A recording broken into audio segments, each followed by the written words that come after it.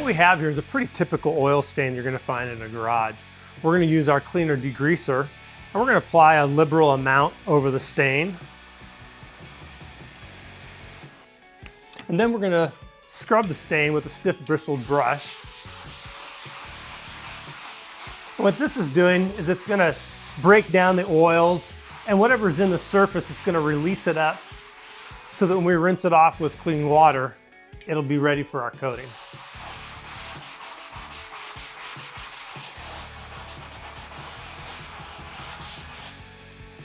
So it's been about 15 to 20 minutes. We've allowed this to soak in there and work the oils up. You're never going to totally get rid of the oil stain. You're still going to see a little bit of it, but you're going to release what would have been a bond breaker on the surface. Clean water and squeegee the material off. Like I said, you're always going to still see a little bit of the oil stain, but it's removed enough of it that you're going to be able to do your coating. So this is a pretty typical tire stain you're going to see on a garage floor. You can actually even see the imprint of the tire.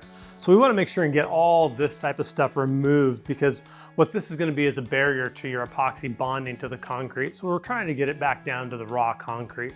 Once again, we're going to be using our degreaser cleaner, and we're going to liberally apply it.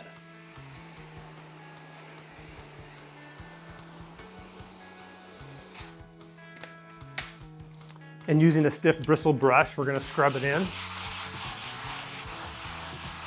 Now, just like with the oil stains, you're not actually going to remove all the stain out of it. You're still going to probably see a little bit of the tire imprint and stuff, but what you're doing is you're removing all the surface dirt and grime and oil that would be a resist to your coating going down.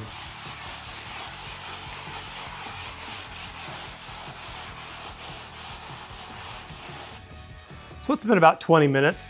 We're going to go ahead and rinse this off. Once again, we just have clean water and a squeegee.